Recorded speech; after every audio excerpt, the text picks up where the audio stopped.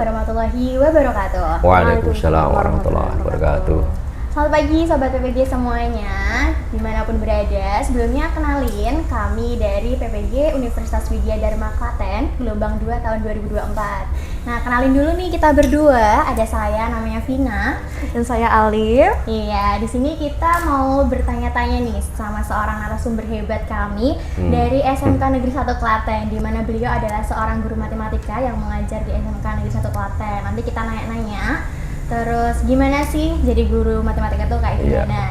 Terus kita mau nanya nanti mengenai desain pengalaman belajar peserta didik menggunakan kerangka UBD ya, Sobat PPG semuanya ya. Baik, gimana nih? Selamat pagi Pak Sigit. Ya, selamat pagi teman-teman semuanya ya, dari mahasiswa PPG ini ya. Iya, betul.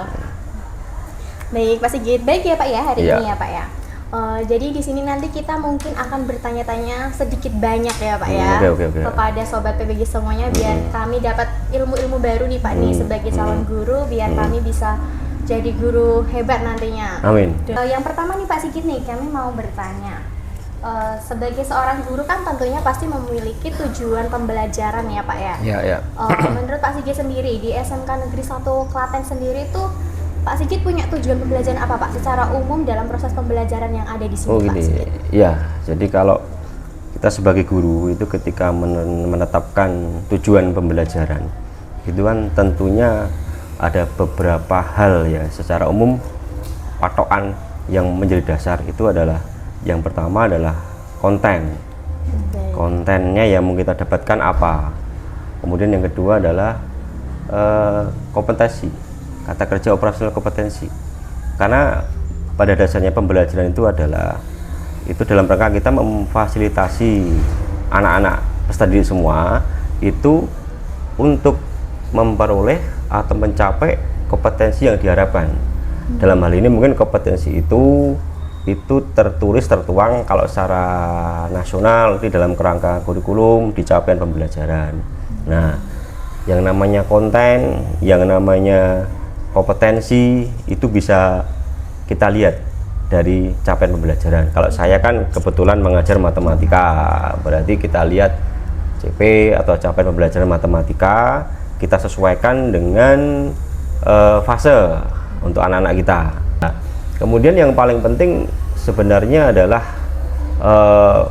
kata-kata kerja operasional itu harus terukur nanti tujuannya. Misalkan kalau kita mau mencapai tujuan pembelajaran dalam hal misalkan menerapkan, berarti kata kerja operasionalnya ya harus mengukur tentang bagaimana anak atau peserta didik nanti bisa menerapkan enggak untuk konten yang ada di atau konsep matematika sesuai yang dipelajari.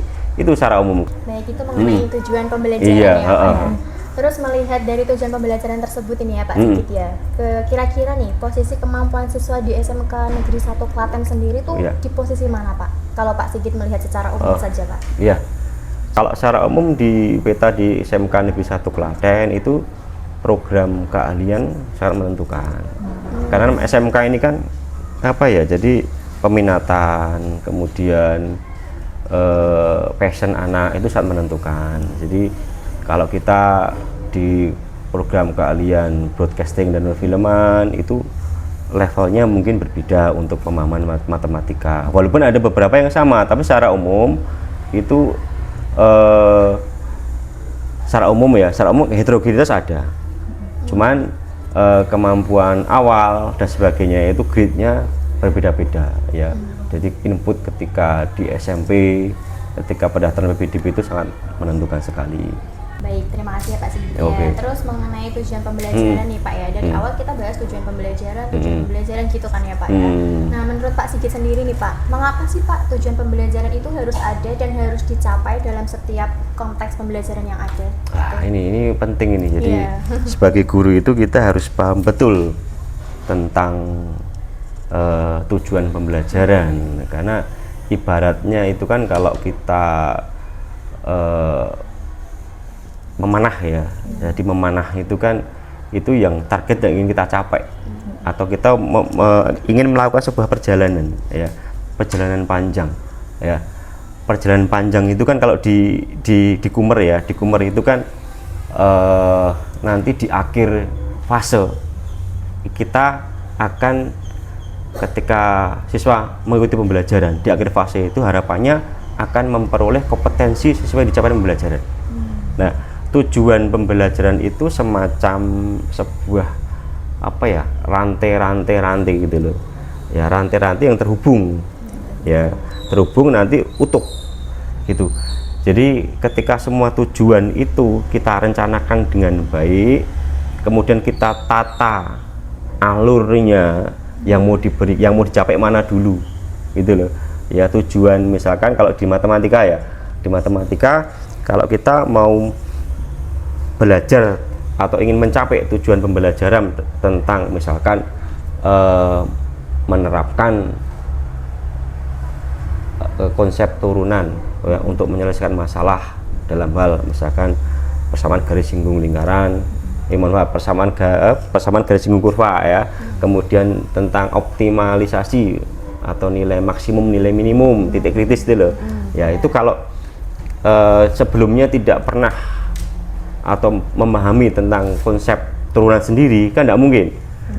Atau kita mau belajar integral tetapi turunan belum dapat, nah itu kan juga tidak mungkin. Jadi pada intinya tujuan itu adalah nanti sebagai tadi saya sampaikan beberapa partisi ya, potongan rantai itu nanti harapannya di samping setiap rantai itu punya ingin yang dicapai sendiri, tetapi nyambung nanti menjadi untuk mengukur kira-kira selama satu fase ini peserta didik kita sejauh mana untuk kompetensinya. Jadi tujuan itu sangat penting sekali ya.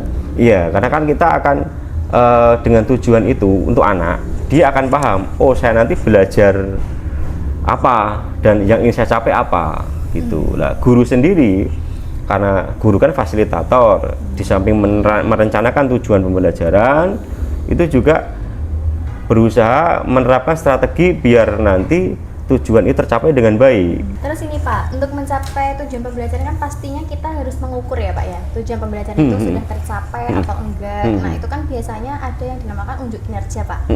Seperti yang kita udah ketahui kan unjuk kinerja itu mempunyai beberapa aspek ya Pak ya, 6 aspek Pak kalau saya tidak salah. Itu dari penjelasan, penafsiran, penerapan, perspektif, empati, dan pengetahuan diri. Nah menurut Pak Sigit nih, dalam menilai di SMK Negeri 1 Klaten sendiri, itu Pak Sigit menggunakan unjuk kinerja yang seperti apa Pak? Nah, kalau kita kaitkan dengan 6 kinerja tadi ya, jadi kalau di SMK sebenarnya kan kalau saya baca di beberapa literasi itu 6 kinerja itu kan kalau dulu ya itu sebenarnya agak nyambung dengan di yang apa, taksonomi Bloom itu loh, cuman kan lebih diperluas gitu ya.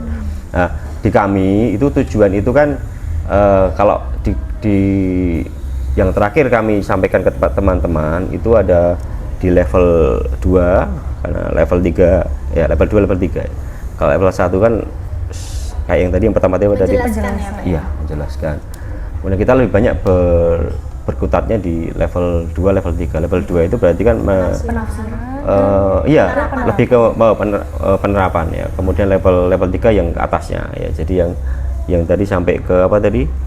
Yang sampai ke 6. Iya, pengetahuan diri. Sama sebelumnya apa? Sebelumnya empati dan perspektif. Nah, itu empati dan itu kan perspektif dan sebagainya. Itu saya pikir butuh kemampuan lebih tentang misalkan kemampuan menganalisa kan dia akan menyampaikan sudut pandang dirinya kan, dia butuh menganalisa sesuatu ya, kemudian butuh semacam menyampaikan ide gagasan seperti itu. Kemudian berikutnya yang apa tadi, yang terakhir yang ke-6 itu yang pengetahuan diri Pak. Iya, pengetahuan apa, diri. Sadar diri kalau ya, itu sampai mana ya itu kan sampai ke level dia mengevaluasi dirinya sendiri ya, dia dengan berarti levelnya udah level memang paling tinggi ya. Nah itu memang ada, tetapi kita ada karena kan kita seringkali kan refleksi juga gitu loh, ada, cuman lebih luasnya lebih banyak yang tidak di yang ke-4 sama yang ke-5, 3, 4, 5 ya 345 lebih ke penerapan atau perspektif gitu ya iya Pak, iya seringnya iya gitu ya. Ya baik Pak. Nah tadi kan sudah Pak Sigit jawab ya Pak ya mengenai apa namanya di sini tuh baru sampai penafsiran, penerapan, perspektif, penjelasan gitu ya Pak.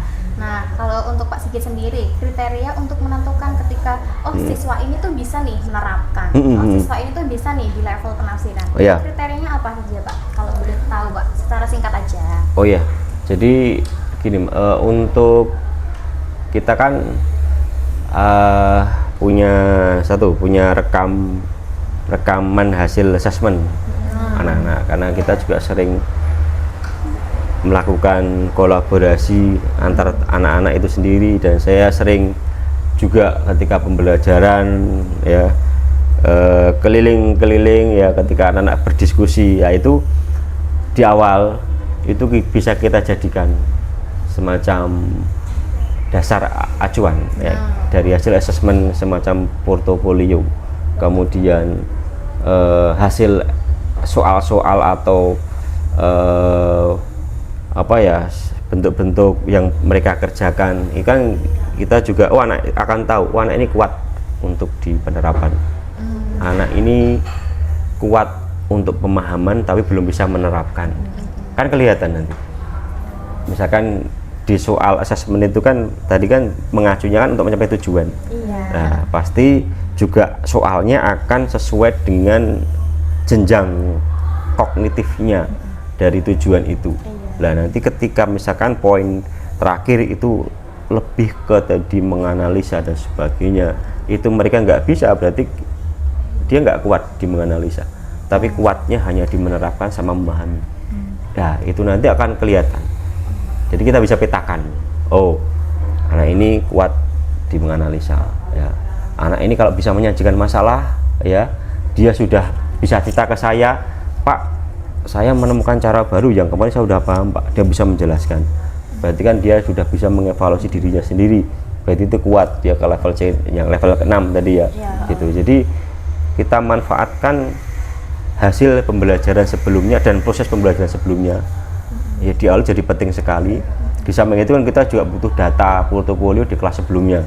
Nah itu sangat penting untuk memetakan kira-kira anak ini di level mana, tanpa menjustifikasi.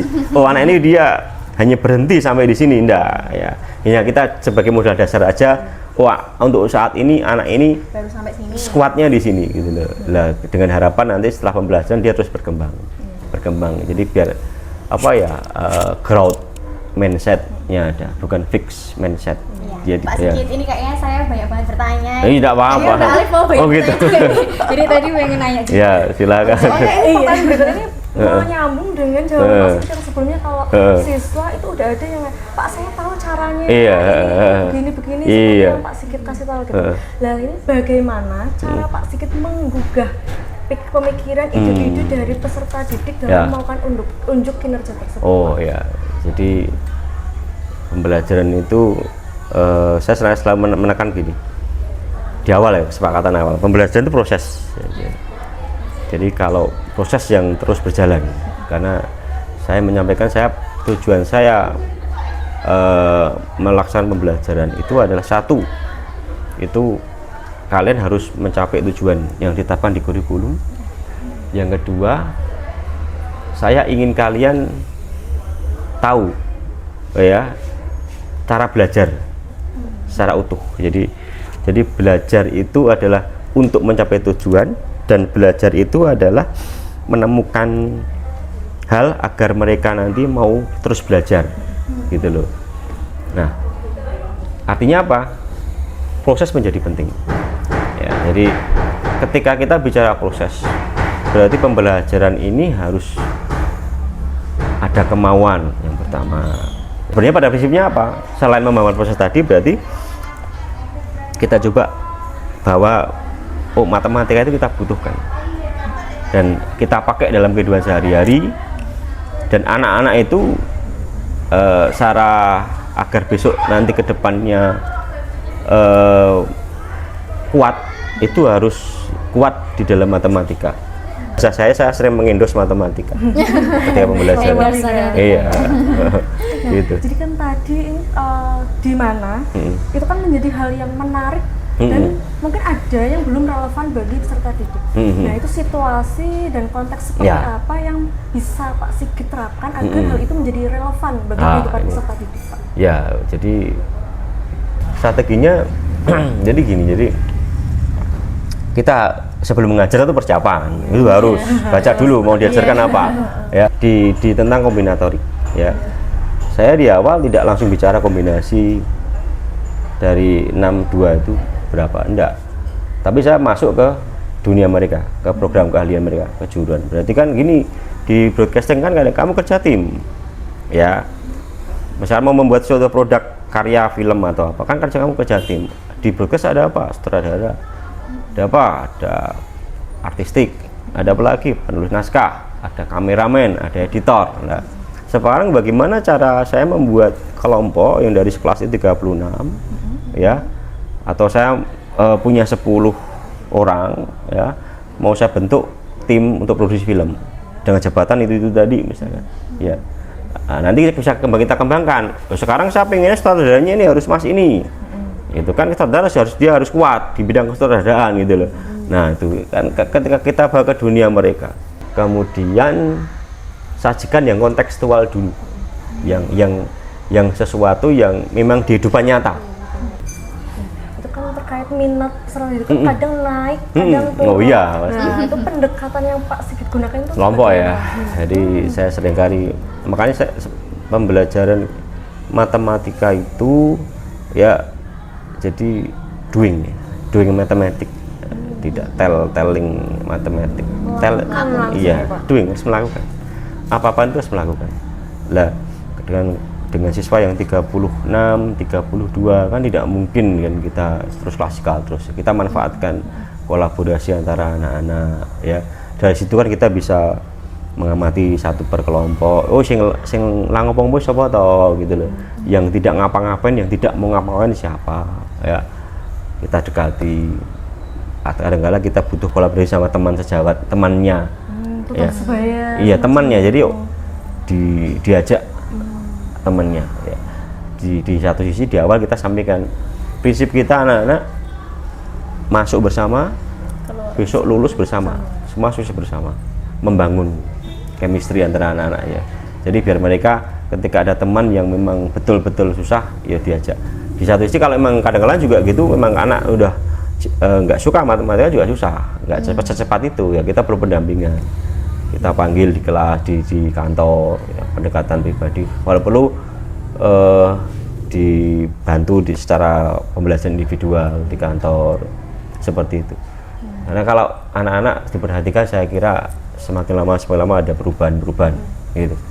Jadi prinsipnya itu pembelajaran itu. Jadi kita harus bisa petakan, ya. Kita tadi karena proses, kita tidak hanya ingin mereka memahami tentang konsep matematika aja, tapi kemampuan berkomunikasi, kemampuan untuk berkolaborasi, bernalar kritis itu juga sangat penting sekali. Jadi Pak Sigit selalu memberikan kesempatan kepada peserta didik yang belum berkembang untuk berkembang bersama dengan temannya yang lain. Iya. Nah, itu terkait dengan kesempatan yang Pak Sigit berikan. Nah, terkait dengan hambatan yang sering ditemui dari peserta didik itu sendiri, itu bagaimana Pak? Wah, hambatannya yang anak sekarang apalagi ya? Iya, kadang ada yang malu-malu bertanya, ada yang terlalu berani. Oke, kalau terlalu berani malah saya seneng ya. Jadi kalau yang ada kelas diem gitu. Ada beberapa kelas yang unik. Jadi dia diem, nggak berani bertanya. Yang tanya 1-2, ditanya paham tidak? Itu diem atau mandau-mandau misalkan ya. Tetapi ketika asesmen hasilnya di luar dugaan. Ternyata bagus sekali. Enggak, ada yang tidak bagus, itu kurang. Iya, itu kendala juga. Kemudian kendala lagi itu dalam hal fokus penting. Apalagi pembelajaran pakai Android. Ya. Ketika kita bahas tentang konsep hitung keuangan, bunga majemuk kan kita pakai Android, bisa lihat tabel pakai Android, ngajarin ngitung pakai kalkulator yang saintifik itu. Nah, fokus anak kadang-kadang awalnya kalau 32 anak ya, jadi kalau kita minta hitung selesai anak yang pinter, itu pun karena dia sudah kecanduan gadget ya, jadi selesai ngitung dia pasti beralih ke tab yang lain, misalkan ke IG. Nah itu, iya, pasti. itu jadi kendala tersendiri. Kemudian kendala yang artinya tentu butuh kolaborasi dengan wali kelas juga ada ya, misalnya anak-anak memang dia dari segi kehadiran itu kurang, nah, itu kan susah kan, matematika nggak pernah datang susah. Ya enggak, satu pertemuan tidak hadir, pertemuan berikutnya udah buyar. Iya, buyar. Apalagi kalau diminta untuk pendamping individual enggak mau, wah, susah. Makanya butuh kolaborasi dengan wali kelas. Artinya kita harus memfasilitasi apa yang mau diharapkan oleh anak-anak itu dalam rangka mencapai tujuan pembelajaran tadi gitu loh. Gitu. Jadi itu tantangan kendalanya itu ya. Tantangannya cukup banyak, bermacam-macam. Iya, dari setiap peserta didik sepertinya mempunyai satu tantangan atau lebih ya Pak ya. Selanjutnya terkait eksplorasi lebih lanjut Mbak Vina. Iya. Nih dari semua tadi ya Pak ya yang udah dibahas nih Pak ya. Dalam hambatan-hambatan itu tadi. Terus gimana nih cara Pak Sigit misalnya nih dalam satu kelas atau per kelompok itu tadi aja deh Pak. Gimana cara memancing anak-anak biar memiliki nanya gitu loh Pak. Biar mau memiliki apa tuh? Nanya. Biar mau bertanya. Jadi sebelum dikelompokkan tadi ya, itu di awal kita sampaikan aturan-aturan permainannya kita sampaikan. Jadi kita, ini yang mau kita capai ini, ya pembelajaran matematika ini yang hari ini kita mau kita capai. Kemudian target waktu kita sekian. Makanya berkelompok manfaatkan waktu sebaik-baiknya bagi tugas. Ya, nanti saya keliling-keliling, bingung tanya. Nah, kalau itu kan nanti anak pasti kan ada target yang dicapai, ya pasti mereka akan agak sedikit fokus ya. Ada ketua timnya kan, timnya, leadernya itu ada, pasti mengatur itu semua. Lah, kemudian untuk terapinya, tadi kan bisa per kelompok.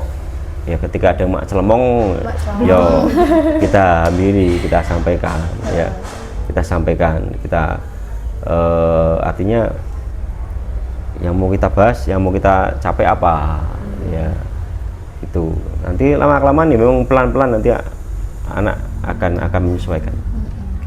Kalian nanti bapak ibu kalau sudah mbak ini jadi guru ya, itu atau apalah jadi guru, ketika menerapkan pembelajaran basisnya kelompok, mengajarkan sebuah proyek atau menyelesaikan sebuah job sheet atau pekerjaan apa, dampingi ya, kemudian dilihat di asesmen formatif. Jadi itu harus hadir.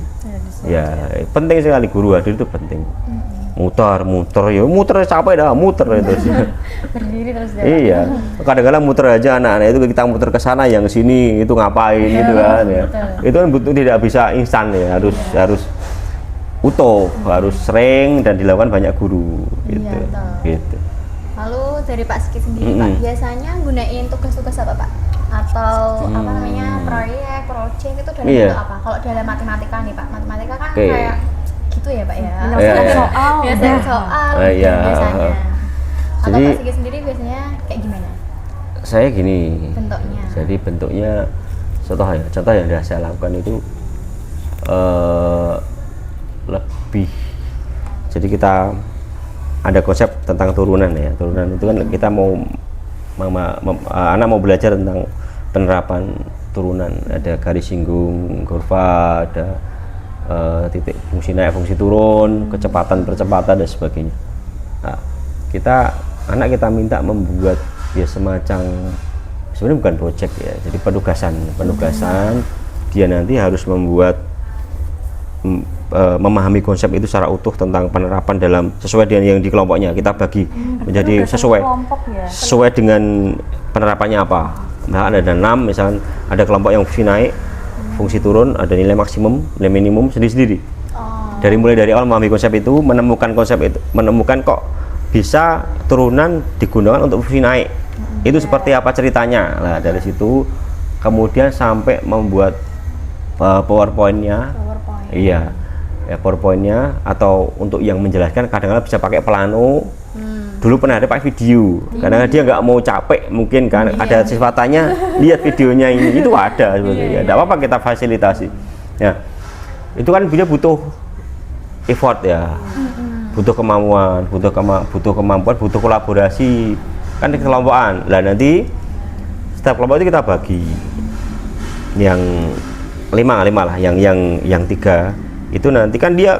Tadi kan tujuan kita kan ada penerapan ada banyak. Yang 3 itu dia jadi ada semacam stand ya, stand ini yang kalau stand titik maksimum minimum di sini, stand fungsi naik turun di sini. Yang 3 tadi dia mencari informasi tentang itu. Yang 2 stand B, yang 2 kita pilih kan bagi tugas yang dia kuat secara konsep yang dipelajari tadi. Dia bisa jelasin temannya. Itu keliling ya. Jadi kelas jadi menyenangkan. Ya, jadi masing-masing berperan sesuai dengan tugasnya masing-masing. Ya, itu kan tidak bisa diselesaikan dalam satu pertemuan 2 pertemuan. Ya, itu kan kita bisa dapat banyak, anak-anak bisa dapat banyak. Gitu. Kalau project tergantung sih tentang tentang konsep yang kita pahami atau kontennya. Saya penting nggak Pak ngasih tugas di luar sekolah itu Pak? Iya, kalau saya sesekali ya. Iya, tapi jangan setiap hari. Iya. Iya, karena dikasih gitu ya. Iya, dikasih. Karena kalau tanpa tugas hanya tapi kalau ini loh yang penting catatan saya, kalau itu dalam membuat berkelompok itu di sekolah selesai. Jangan sampai nanti penulis sampai malam. Karena guru mendampingi. Itu direncanakan dalam sebuah modul ajar. Jadi pertemuan berapa ke 1 itu nanti kelompoknya apa, kedua apa gitu loh. Jangan di luar jam sekolah. Tapi kalau penugasan lebih ke penugasan pribadi individual kalau saya yang di rumah itu. Ya itu yang misalkan lebih ke soal-soal yang itu persiapan yang SNBP dan sebagainya. Gitu. Sama mungkin penugasan persiapan ketika untuk latihan persiapan asesmen gitu. Kalau kita tes asesmennya pakai ulangan harian gitu ya ada, cuman nggak setiap hari. Ya setiap matematika penugasan enggak seperti itu. Gitu. Berarti kalau menurut Pak Sigit itu kegiatan belajar yang dapat mengoptimalkan peserta didik itu ya berarti dengan cara berkelompok, terus dikasih satu masalah, terus biar nanti di kelompok itu bisa menghasilkan pertanyaan-pertanyaan penting, ide-ide mereka gitu ya Pak ya. Terus juga sesekali dikasih ya Pak ya tugas-tugas di rumah gitu ya Pak ya. Iya, untuk penguatan ya. Berarti harus di sekolah dan di luar sekolah gitu ya. Iya. Terkait dengan yang hal tadi ya Pak, kalau semisal peserta didik tadi melakukan pembelajaran di dalam kelas dan di luar kelas, nah itu bagaimana setiap pembelajaran itu kan harus ada refleksi pemahaman dari peserta didik masing-masing. Nah, ini bagaimana Bapak akan membimbing peserta didik untuk dapat merefleksikan pembelajaran yang telah dilakukan, Pak? Ya, jadi refleksi kan jadi bagian penting dari proses pembelajaran. Tadi kan ada direncanakan, dilaksanakan, di-assessment, kemudian tindak lanjut. Salah satu dasar untuk membuat tindak lanjut adalah refleksi. Kita refleksi ini ya biar berjalan dengan baik. Tentunya harus ada intervensi dari Bapak Ibu guru ya. Ya. Jadi refleksi itu kadang-kala kita sampaikan pakai instrumen. Ya, refleksi peserta didik. Instrumennya kita buat yang tidak terlalu susah untuk dipahami. Anak mudah untuk mengisinya dan bisa mudah kita baca. Ya. Kemudian dalam bentuk checklist atau dalam bentuk kayak pakai menggunakan aplikasi kayak Mentimeter atau banyak kan aplikasinya. Kahoot gitu kan itu. Kemudian sebenarnya saya lebih menarik ketika refleksi itu disampaikan di kelas langsung. Ya total lebih itu. Jadi pancingannya pertanyaan-pertanyaan pemantik. Dan saya lebih ke person by person ya. Kan kita tahu ini kira-kira anak yang paham ini yang petanya tadi yang ini. Perwakilan itu harus ada. Yang kita tanya yang kemampuan matematika tinggi dok. Nanti pasti refleksinya bagus semua. Bisa Pak, aman, lanjutkan. Ya, tetapi kalau paling vokal tapi harus adil. Yang kemampuannya di bawah rata-rata, sedang sama yang tinggi itu ada yang mewakili. Gitu. Dengan tadi kan itu dari guru itu kan juga ada tadi namanya intervensi itu ya Pak. Nah terkait itu kan juga ada umpan balik yang konstruktif atau membangun untuk peserta didik. Itu bagaimana Pak produk yang udah Pak Sigit lakukan saat ini di pembelajaran untuk membangun umpan balik yang konstruktif itu tadi? Maksudnya umpan balik terkait dari refleksi ya? Jadi refleksi. Iya. Jadi gini, jadi salah satunya hasil refleksi gini kan, sederhana. Ada anak yang memang ternyata pembelajaran selesai, ya dia menyampaikan nggak paham, ya terus gimana? Yuk kita coba komunikasi sama anak. Saya tawarin, ya yang pertama dengan umpan baliknya, saya senang kalian jujur, yang pertama gitu, dan kita berharap tadi kita konsep kita awal kan proses. Ya, ayo kita yang hasilnya nanti kita proses dulu. Mau lanjut berproses, gitu. Iya Pak. Lah akhirnya ada yang kita tawarin pakai pembelajaran individual di kantor kan ada papan tulis itu. Itu ada yang bisa ke sana. Artinya dia ada kemampuan tindak lanjutnya. Saya mau pembelajaran mandiri setelah pulang sekolah Pak. Gitu. Itu kan ada umpan balik dari anak-anak. Saya pengen berproses lagi Pak. Nah itu sederhananya gitu. Ada lagi yang kemampuannya tinggi, dia biasanya minta tutorial SNBP. Lebih ke SNBP iya, ya? Iya, persiapan soal persiapan SNBP karena banyak mau kuliah. Ada itu setiap hari Rabu, ya, Jumat, ya, gitu. Termasuk lagi mau asesmen itu ya kemarin anak-anak akuntansi itu, Pak, saya belum yakin Pak. Kita Google Meet Pak. Kita Google Meet malam-malam jam 7:30 malam sampai jam 10 saya ingat itu. Kan tidak selalu anak-anak itu mau kembali lagi ke fase berproses. Nah itu kan ada yang tadi biar nanti nilai ujiannya bagus, bagus gitu kan. Nah itu langkah apa yang Pak Sigit lakukan untuk mendorong peserta didik untuk dapat kembali lagi melihat proses pembelajarannya? Ya, saya kan punya cerita kan ngajar sejak tahun 2009. Ya. Jadi ya, jadi beberapa sukses story itu saya sampaikan ke anak-anak yang bersangkutan, ya termasuk apa tuh pentingnya proses itu saya sampaikan. Jadi kenapa kita harus mengacu berpikir tentang berproses terus, karena kan sebagai manusia yang pembelajar itu harus berpikir tadi growth mindset, terus tumbuh, bukan fix berhenti di situ. Kalau kamu berfokus pada nilaiku sakmin itu fixed mindset namanya, ya itu. Jadi tidak langsung kamu nggak bisa seperti itu, kamu harus proses. Kita paksa nggak bisa. Kita sampaikan sukses story teman kakak kelasnya dulu. Saya dulu pernah ada anak BC ya dulu, namanya Imam Syafi'i. Saya belum melintas ya, Imam Syafi'i ya. Itu matematika itu dulu perkalian nggak hafal. Tapi dia mau, yuk Mam kalau kamu berproses yuk ke saya. Pulang sekolah remedi, semua remedi hafalan, bimbingan, kita cek. Dia mau seperti itu. Dan nilai matematikanya secara nilai yuk dulu nggak ada 75, 70, iya. Tetapi karena dia berproses, dia dapat banyak dari proses itu. Akhirnya dia dapat bidik, bisa kuliah di IKJ, kemudian S2, sekarang proyek karyanya banyak diakui, dia sering proyek bareng di dunia broadcasting yang skalanya nasional, ya. Dia jadi narasumber di sini kemarin untuk adik-adiknya, untuk bapak ibu guru juga jadi narasumber dia, Imam Syafi'i itu, gitu loh. Jadi itu sukses story bisa kita sebarkan ke anak. Artinya apa? Untuk meyakinkan mereka, ternyata proses itu penting sekali, gitu loh. Gitu. Memberikan perspektif lain. Iya. Oke. Kalau gini Pak, gimana cara bisa ya Pak ya, membuat peserta didik itu bisa kayak sadar diri akan, aku tuh udah belajar ABC, tapi aku belum tahu nih ini, belum tahu gimana ya Pak cara dia menilai dirinya sendiri gitu loh Pak. Jadi dia tidak paham, belum paham dengan tentang apa yang telah dia capai, gitu loh. Gitu. Itu gimana membimbingnya agar mengetahui ya? Biar mengetahui kemampuan gitu. dirinya sama. Ya, jadi kan kita bisa gini. Yang pertama kan harus ada instrumen dulu kan. Ya, kalau instrumen itu kan bisa kita iya itu jadi sebenarnya sebelum itu ya. Ada juga yang Pak saya itu bisa mengerjakan, tapi kamu dengkarepe gitu loh. Nah, itu ada loh ya. Sering banget Pak kalau Nah, itu kan soal itu bagaimana? iya.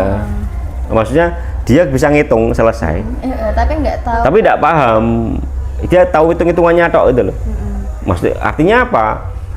Ada sebuah konsep yang belum dipahami anak ini, belum dipahami anak ini. Jadi pembelajaran itu penting sekali di awal tentang memahamkan konsep. Alur konsep, ya. Kenapa kau bisa dapat itu? Ya. Jelas harus dijelaskan. Kemudian ada lagi kasus yang memang dia belajar bola bali sampai tidak bisa ngukur. Aku dengus tekan ngendi gitu loh. Nah, iya. Gitu kan? Seringkali kan gitu Iya. Pak. Dia nggak tahu sampai mana. Iya. Terus apa yang dia harus belajar Iya. lagi kayak gitu Iya. kan kadang nggak sadar ya Pak. Ya, makanya pentingnya pendampingan individual di situ saya kira. Ya. Jadi kan untuk anak-anak yang seperti itu perlu kita ajak ngobrol. Kita ajak ngomong. Kan kelihatan nanti anak seperti itu. Oke, break. Jadi kalau menurut Pak Sigi sendiri, kalau udah melihat nih anak itu, oh iya Pak, saya kurang ini, saya nggak bisa ini. Terus gimana tuh cara Pak Sigi untuk memotivasi, ngasih semangat dia biar dia tuh mau memperbaiki itu semua? Ya, oke. Jadi hasil nanti saya bilang itu. Iya. Hasil nanti. Proses Kembali lagi. ke proses Iya. lagi. Hasil nanti. Yuk berproses. Apapun proses sampai sejauh mana hasilnya, Iya. proses itu akan pasti kembali ke kamu. Saya bilang gitu, ya. Kita tidak bisa paksakan peta capaian anak-anak itu harus sama semua, tidak bisa. Ya. Kasih semangat. Kamu nggak harus pintar matematika kok, saya bilang gitu. Kamu harus pintar matematika.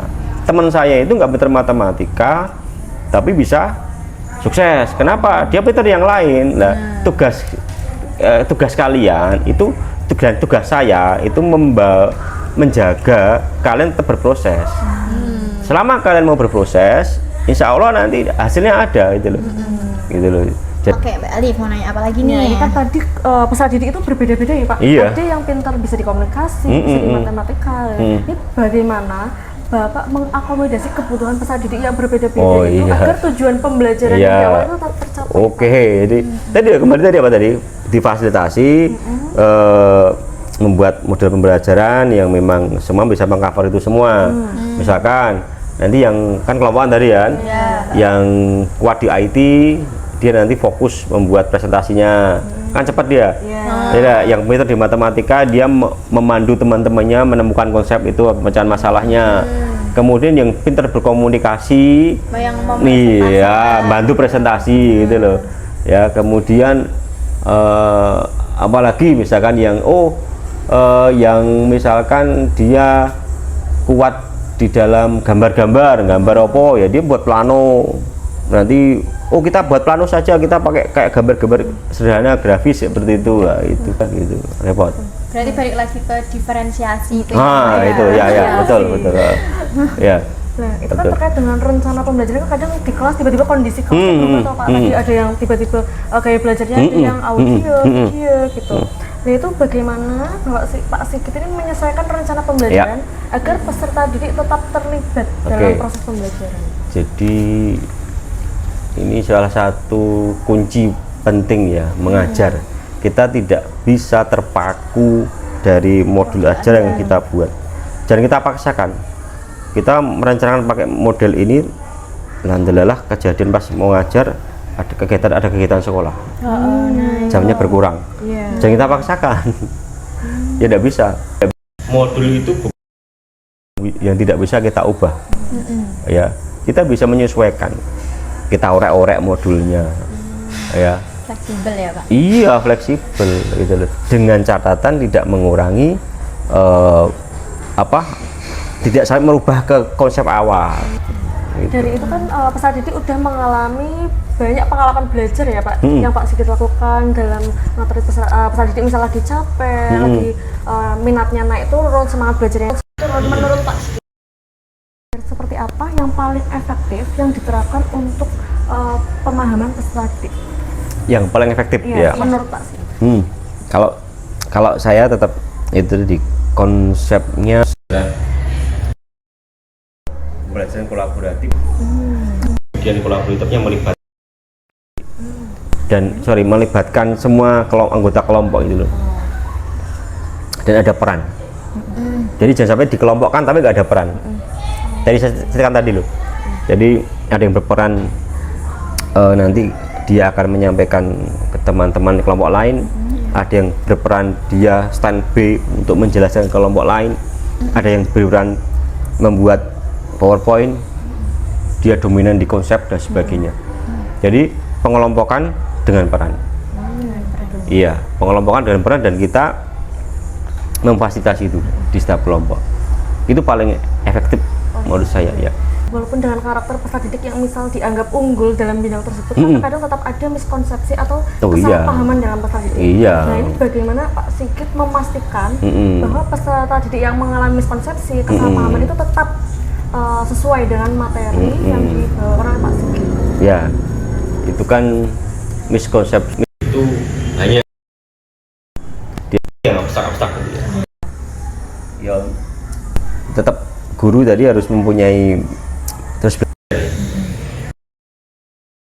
contoh tentang konsep limit tak hingga ya, satu apa itu tentang limit 1 per x ya, x mendekati tak hingga, atau limit 1/0 x mendekati limit 1/x x mendekati 0. Itu kenapa tak hingga? Nanti apakah kita bisa menyimpulkan kalau 1/0 itu pasti tak hingga? Lah itu kan banyak miskonsepsi di situ. Kita harus kuat belajar di berbagai sumber tentang konsep matematika. Ya, kenapa? Jangan sampai kita menganggap miskonsepsi anak, kita memberikan konsep yang miskonsepsi lagi. Nah, repot. Ini Pak, pertanyaan terakhir yang pengen kita ketahui Pak. Ini kan tadi ada yang sudah di akhir terus balik lagi ke proses karena kurangnya miskonsepsi tadi gitu. Ada yang dia udah paham tapi dia merasa apa ya yang kira-kira kurang dalam diri kita gitu. Nah, ini bagaimana Bapak Sigit ini mengatur dan mengurutkan pengajaran dan pembelajaran agar lebih efektif dan mampu melibatkan peserta didik? Ya, jadi pembelajaran tetap diawali dari perencanaan tadi yang buat, walaupun nanti fleksibel berubah. Kemudian kita sampaikan di awal tujuan yang kita capai, kita nanti metodologinya pakai apa, mau kita buat pengkondisian pengelolaan kelasnya seperti apa, masing-masing anak perannya seperti apa, kita sampaikan semuanya, termasuk mungkin asesmennya. Nanti kita asesmennya pakai apa ya. Ya, kemudian berikutnya adalah kita sampaikan yang mau kita bahas itu apa toh ya, dan kita bisa diskusikan kepada anak-anak semua ini kira-kira kalau kita memahami ini nanti manfaatnya apa toh itu. Kemudian tahapan berikutnya kan kita bisa berdasarkan portofolio dan sebagainya, kita membuat kelompok-kelompok yang memang kelompoknya nanti memang kita sengaja kita kondisikan biar berjalan untuk diskusi. Misalkan ada kelompok yang saling yang heterogen dan sebagainya, ada siswa putra, siswa putri dan seterusnya. Kita pastikan setiap kelompok itu kita hadir di sana, gitu loh. Nah itu nanti di situ kan kita optimalkan tadi kepercayaan diri, membangun kepercayaan diri, berkomunikasi, kolaborasi dan seterusnya, menemukan konsep dan seterusnya. Kita pastikan alurnya tetap jalan sesuai roadmapnya ya, ojo nanti melebar dengan mana-mana. Kemudian di akhir nanti tetap juga ada refleksi dan sebagainya ya. Kemudian setelah kelompokan nanti ada klasikal. Klasikal itu kita lebih ke menguatkan dan tadi meluruskan beberapa miskonsepsi yang tidak kita bisa belum terdeteksi ketika di kelompokan itu tadi. Kemudian sebelum asesmen itu juga kita pastikan dulu anak-anak siap asesmen. Kemudian tidak lanjut asesmen ya, kita remedi pun saya seringnya remedi sendiri anak-anak itu. Kalau itu ulangan harian ya jelasin dari mana ini kamu salahnya di sini ya, saya minta untuk belajar dulu ke temannya ya yang udah bisa itu, ini jelasin ke saya. Nanti ke PPT kalau emang nggak mudeng atau dia punya kendala komunikasi sama temennya, misalnya dia malu, nanti saya ngajarin aja apa ini. Saya kira itu untuk itu lebih efektif ya untuk memastikan dari setiap hal tadi bisa berjalan yang ingin dicapai kita capai tadi gitu Mbak jadi. Jadi terkait tadi yang udah kita bicarakan dari awal sampai akhir, guru itu selalu memfasilitasi peserta didiknya tidak pernah lelah ya Pak ya. Oh iya. Belajar. Bahkan sampai Belajar, malam harus belajar. jimit diturutin ya Iya Pak. iya iya. Tapi nggak setiap hari ya. Tergantung kondisi ya. Kondisi. Emang jam terbang itu menentukan banget. Oh iya iya iya. Jangan lupa endorse matematika katanya. Matematika itu menyenangkan. Kita udah banyak apa yang kita dapatkan juga Banyak banget. kan dari hati akan selalu sampai sobat PPG itu yang dapat kita sampaikan. Pak Sigi terima kasih banyak. Sama-sama ya. Semoga semuanya sukses ya. Menjadi guru yang hebat. Amin. Dan selalu berpihak. Penting ya. Iya. Belajar ya. Baik, terima kasih podcast kita hari ini. Waalaikumsalam. Waalaikumsalam. Ya, terima kasih.